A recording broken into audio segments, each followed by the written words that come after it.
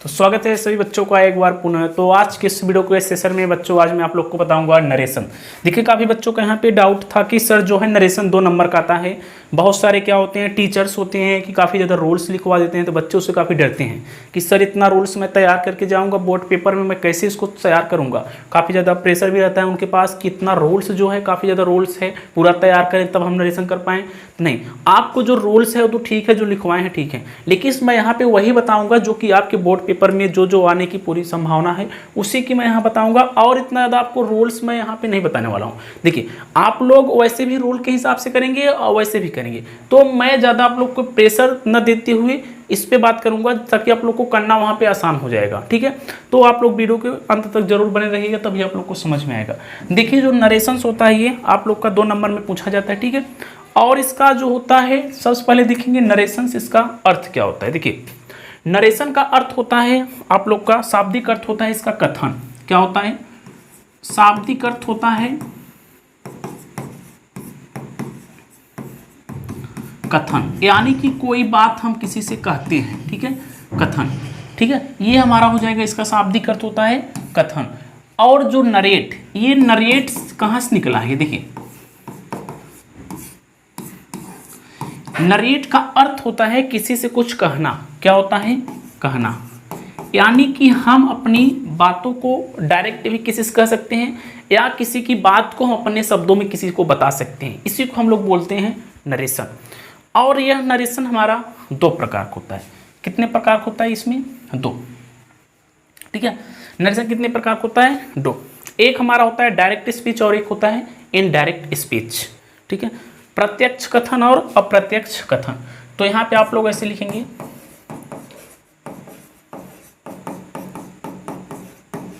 Narration 2 प्रकार का होता है। एक होता है हमारा डायरेक्ट स्पीच, ठीक है, डायरेक्ट स्पीच, और दूसरा होता है हमारा इनडायरेक्ट स्पीच।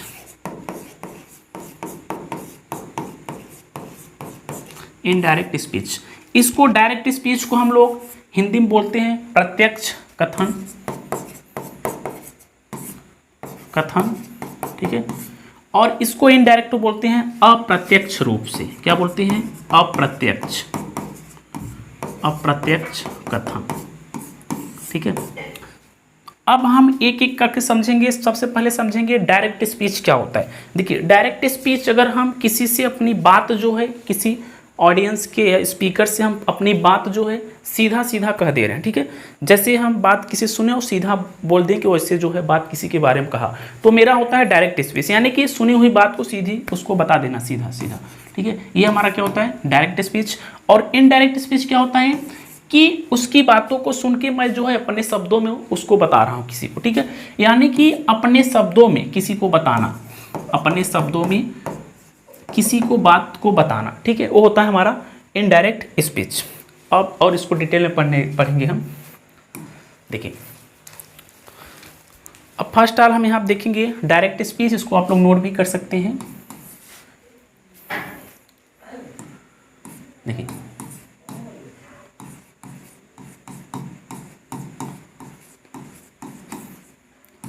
डायरेक्ट स्पीच, ये जो हमारा डायरेक्ट स्पीच होता है प्रत्यक्ष कथन,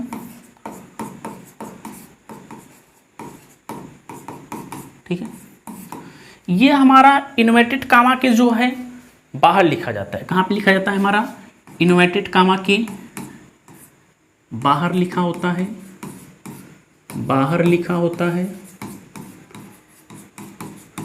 लिखा होता है। ठीक है, ये हमारा डायरेक्ट स्पीच इन्वर्टेड कामा के बाहर लिखा होता है। और वही हमारा दूसरी ओर indirect speech, indirect speech, sorry ये हमारा बाहर नहीं, मतलब इन्वर्टेड कामा के अंदर लिखा होता है। ठीक है, यहाँ पे बाहर कर दिए, यहाँ पे अंदर लिखा होता है, ये इसको हम लोग अंदर लिखा होता है। ये देखिए अंदर लिखा होता है। ठीक है, इन्वर्टेड कामा कहाँ लिखा होता है? अंदर लिखा होता है। लेकिन हमारा जो इनडायरेक्ट स्पीच है इसमें हमारा इन्वर्टेड कामा को हटा दिया जाता है। इनडायरेक्ट स्पीच में हमारा इन्वर्टेड कामा क्या होता है? हटा दिया जाता है। इन्वर्टेड कामा को हटा दिया जाता है, हटा दिया जाता है। ठीक है, तो डायरेक्ट स्पीच, प्रत्यक्ष कथन इन्वर्टेड कामा के हमेशा अंदर रहेगा। जो कथन आप लोग देखेंगे inverted comma, double inverted comma के अंदर रहेगा तो हमारा डायरेक्ट स्पीच होगा। और इनडायरेक्ट स्पीच में कामा को हम लोग हटा देते हैं, कामा को क्या कर देते हैं, रिमूव कर देते हैं। तो ये हमारा हुआ डायरेक्ट एंड इनडायरेक्ट स्पीच का कुछ यहाँ पे इंपॉर्टेंट जो है यहाँ पे टिप्स। ठीक है, अब हम बात करेंगे डायरेक्ट स्पीच के भी कितने प्रकार होते हैं। देखिए, तो यहाँ पे आप लोग लिख सकते हैं हमारे डायरेक्ट स्पीच जो है 2 प्रकार का होता है। क्या होता है मेरा डायरेक्ट स्पीच, डायरेक्ट स्पीच हमारा 2 प्रकार का होता है। ठीक है, एक होता है हमारा reporting speech, REPORTING, reporting speech होता है। ठीक है, रिपोर्टिंग स्पीच होता है। एक होता है हमारा reported speech, PORTED, reported speech, इसको ध्यान समझिएगा। ठीक है, डायरेक्ट स्पीच के 2 भाग, रिपोर्टिंग स्पीच और रिपोर्टेड स्पीच। जो ये हमारा रिपोर्टिंग स्पीच होता है इसको हम लोग जो है ये कामा के क्या लिखा जाता है, कामा के बाहर लिखा जाता है रिपोर्टिंग स्पीच। इसको स्क्रीनशॉट लीजिए आप लोग, तो मैं दूसरा पेज हम फाइंड करूँ। ठीक है, ले लिया। देखिए, अब नेक्स्ट हम बात करेंगे इसमें रिपोर्टिंग स्पीच के बारे में बात करेंगे। ठीक है, देखिए पहले इसमें जितना भी थोड़ा नियम्स हैं उसको हम लोग जानेंगे, तब आप लोग को यहाँ पे बताएंगे कि सेंटेंस कैसे किया जाता है। तो फर्स्ट इसमें मेरा डायरेक्ट स्पीच कितने भाग, डायरेक्ट स्पीच के 2 भाग,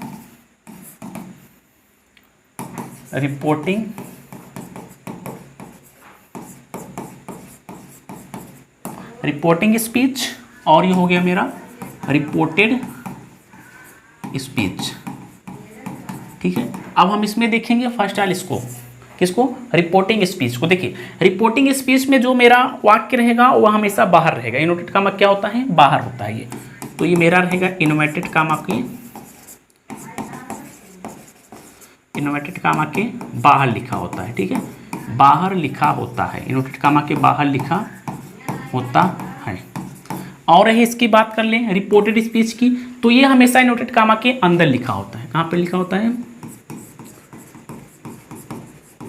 इन्वर्टेड कामा के अंदर लिखा होता है। ठीक है, ये रहेगा आप लोग का होता है, ये मेरा इन्वर्टेड कामा के बाहर लिखा होता है। ठीक है, और रिपोर्टेड स्पीच मेरा इन्वर्टेड कामा के अंदर लिखा होता है। तब इसको मैं एक एग्जांपल के जरिए आप लोग को समझाऊंगा। ठीक है, जैसे मान लीजिए मेरा एग्जांपल से मैं बता रहा हूं, जैसे एग्जांपल लीजिए, जैसे मान लीजिए Aditi said to me comma, double inverted comma, Aditi said to me I love you very much, I love you very much. ठीक है, यहाँ पे आप लोग इन्वर्टेड कामा क्लोज। देखिए, मैं बताया रिपोर्टेड स्पीच जो है इन्वर्टेड कामा के अंदर लिखा होता है, तो मेरा ये वाला भाग जो है ये किस में लिखा हुआ बच्चों, ये हमारा इन्वर्टेड कामा के अंदर लिखा हुआ हो, तो मेरा ये वाला भाग क्या कहलाएगा, रिपोर्टेड स्पीच, रिपोर्टेड स्पीच। इसको हम लोग क्या बोल देंगे, रिपोर्टेड स्पीच मेरा हो जाएगा ये। और अदिति सेड टू मी, और मेरा ये क्या हो जाएगा इसमें, रिपोर्टिंग स्पीच। क्या हो जाएगा, रिपोर्टिंग। देखिए, ये इन्वर्टेड कामा के बाहर लिखा है, क्योंकि इन्वर्टेड कामा के अंदर ये हो गया और इन्वर्टेड कामा के बाहर ये हो गया, तो मेरा ये हो जाएगा रिपोर्टिंग स्पीच।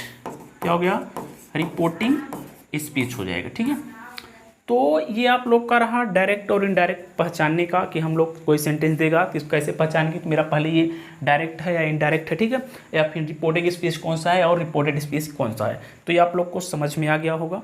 अब हम इसमें आगे देखेंगे। अब देखिए आगे, जैसे कि मान लीजिए इसमें सेंटेंस में जैसे बोला है Aditi said to me I love you very much. जैसे कि अदिति मुझसे कहती है I love you very much, जो है मैं आपसे बहुत ज़्यादा प्रेम करती हूँ। तो यहाँ पे देखिए अदिति सेड टू मी, मैं बता दिए मेरा इन्वर्टेड कामा के बाहर लिखा हुआ है, तो मेरा ये रिपोर्टिंग स्पीच हो जाएगा। और जो इन्वर्टेड कामा क्या लिखा है, ये अंदर लिखा है, तो मेरा ये क्या हो जाएगा, रिपोर्टेड स्पीच। ठीक है, इसको ध्यान दीजिएगा। अब देखिए यहाँ पे कुछ क्या होता है, चेंजिंग होता है। अगर आप लोग परिवर्तन करेंगे तो उसमें चेंज होता है। अब हम क्या क्या चेंजेस होता है उसमें बात करेंगे। ऐड पेज कर रहा हूँ नेक्स्ट। देखिए फर्स्ट आल इसमें चेंजिंग होता है मेरा, पहला चेंजिंग जैसे मान लीजिए मेरा प्रोनाउंस का होता है, प्रोनाउन का, ठीक है, प्रोनाउन चेंजिंग हो गया। और दूसरा हो जाएगा मेरा टेंस का, ठीक है, और तीसरा हो जाएगा मेरा कंजक्शन का। इसका कंजक्शन का हो जाएगा। इसमें प्रोनाउन चेंजिंग में मैं आप लोग को बता दूं, इसमें जैसे कि मेरा आई वी, देखिए I we, you, she, he, it, they, them, ठीक है, जितने सारे बच्चे होते हैं। जैसे आई भी मेरा ये, इसको बोलते हैं हम लोग फर्स्ट पर्सन है मेरा ये। आई भी क्या होता है मेरा, फर्स्ट पर्सन होता है, फर्स्ट पर्सन हो जाएगा। यू मेरा क्या हो जाएगा यहाँ पे, सेकंड पर्सन, ठीक है, यू सेकंड पर्सन। और ये जितने सारे बचेंगे, किसी का नाम हो गया, ये सब जितने बचेंगे मेरा ये थर्ड पर्सन में जाएगा, ठीक है, थर्ड पर्सन में। अब देखिए यहाँ पे चेंजिंग क्या होता है, जैसे मेरा फर्स्ट पर्सन कहीं पे दिया रहेगा तो ये किसके अनुसार चेंज होगा, मेरा ये रिपोर्टिंग स्पीच के सब्जेक्ट के अनुसार। किसके अनुसार, रिपोर्टिंग स्पीच के सब्जेक्ट के अनुसार होगा ये, ठीक है, रिपोर्टिंग स्पीच सब्जेक्ट के अनुसार। अभी आप लोग को एग्जाम्पल के साथ समझा रहा हूँ। तो जैसे मेरा फर्स्ट पर्सन आई भी है तो रिपोर्टिंग स्पीच सब्जेक्ट के अनुसार ही चेंज होगा। और जैसे मेरा यहाँ पे सेकेंड पर्सन जैसे यू दे दियागा, सेकेंड पर्सन यू दे देगा तो किसके अनुसार होगा मेरा, ये रिपोर्टिंग स्पीच के ऑब्जेक्ट के अनुसार, रिपोर्टिंग स्पीच के ऑब्जेक्ट के अनुसार होगा, ठीक है, ऑब्जेक्ट के अनुसार ये मेरा होगा। और थर्ड पर्सन मेरा नो चेंजिंग, इसमें थर्ड पर्सन का कोई भी चेंजिंग नहीं होता, नो चेंज, जैसे रहेगा सेम वैसे लिख देंगे, ठीक है। ये तो मेरा प्रोनाउंस चेंज हो गया। और इसमें मैं बात करें जैसे टेंस का चेंजिंग होता है, ठीक है, और कंजक्शन का चेंजिंग। देखो कंजक्शन जो होता है इसमें आप लोग को सेंटेंस के अनुसार लगाया, जैसे कि साधारण पूछा रहेगा तो सेटिंग उसमें दैट का कंजक्शन है। जैसे क्वेश्चन वर्ड आ गया, क्वेश्चन दो टाइप्स होता है, एक होता है हेल्पिंग वर्ड से स्टार्ट होता है, ठीक है, एक question word, why question word और हेल्पिंग वर्ड से जो होता है। देखिए जैसे मेरा कोई हेल्पिंग वर्ड से स्टार्ट हो तो इसमें इफ़ या वेदर का यूज करते हैं, कनेक्टिव के रूप में इफ़ या वेदर। और सेम क्वेश्चन वर्ड से स्टार्ट हो तो इसमें हम सेम क्वेश्चन वर्ड ही मेरा क्या हो जाएगा, वो कनेक्टिव वर्ड हो जाता है, ठीक है। तो मैं इसमें से एग्जाम्पल के साथ आप लोग को बताऊंगा, इसको ऐड कर लीजिए। मैं कुछ एग्जाम्पल आप लोग को बताऊंगा, यहाँ पे एग्जाम्पल के साथ इसको समझिएगा, ठीक है। एग्जाम्पल समझिए, जैसे मान लीजिए Aditi said to me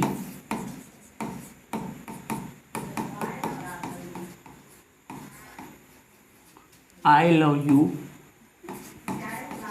very much, ठीक है, इसको समझिएगा।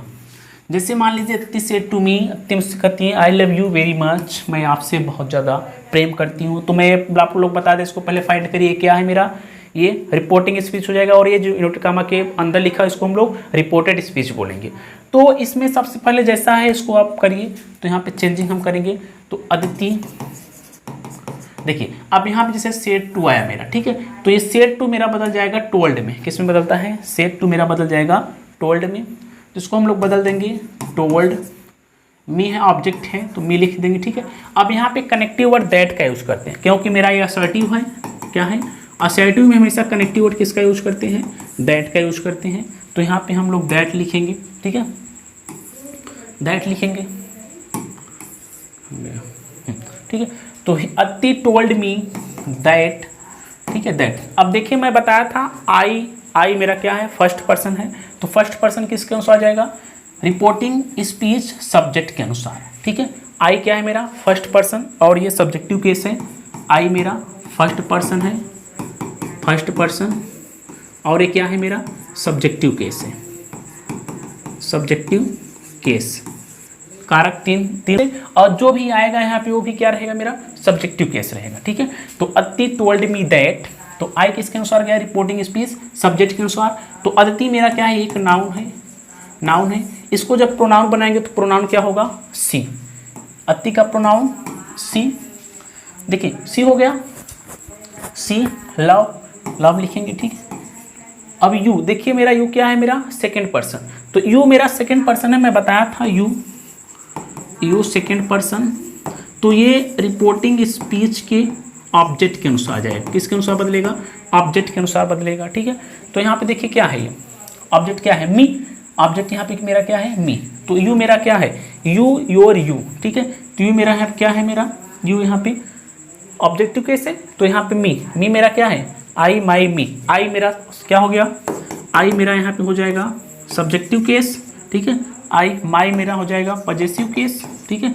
और मी क्या हो जाएगा, ऑब्जेक्टिव केस। तो यहाँ पे भी ऑब्जेक्टिव है और यहाँ पे मी का ऑब्जेक्टिव, आई का ऑब्जेक्टिव मी, तो सेम ही होगा। She love me very much, same उतार देंगे, फुल स्टॉप। तो ये मेरा रहेगा इनडायरेक्ट स्पीच, इसको बोलते हैं।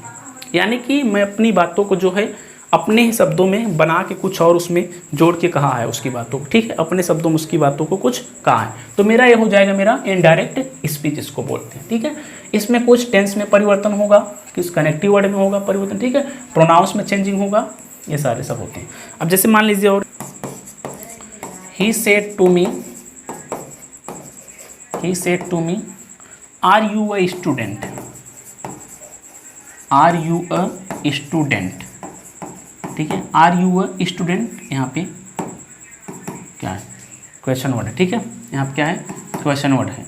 तो जैसे यहाँ पे देखिए, सबसे पहले आप लोग को सेंटेंस को अच्छी तरीके से पढ़ना है। जिसमें कह रहा है he said to me are you, ठीक है। तो यहाँ पे इसको समझिएगा। अब मेरा यहाँ पे क्या आएगा, मेरा ये इंट्रोगेटिव हो गया, इंट्रोगेटिव हो गया। अभी तक मैंने एसर्टिव देखा, नेक्स्ट हो गया मेरा इंट्रोगेटिव। तो इसको करिए, तो ही सेड टू, इंट्रोगेटिव में हमेशा सेड टू किस में बदलते हैं हम लोग, आस्क्ड में बदलते हैं, क्योंकि ये पूछने का कार्य कर रहा है। तो आस्क्ड मी। अब मैं बताया था इंट्रोगेटिव में कनेक्टिव वर्ड इफ या वेदर का यूज करते हैं, क्योंकि यहाँ पे हेल्पिंग वर्ड से स्टार्ट है। ये मेरा इंट्रोगेटिव से स्टार्ट है, हेल्पिंग वर्ड से स्टार्ट है, तो इफ लगाएंगे, ठीक है।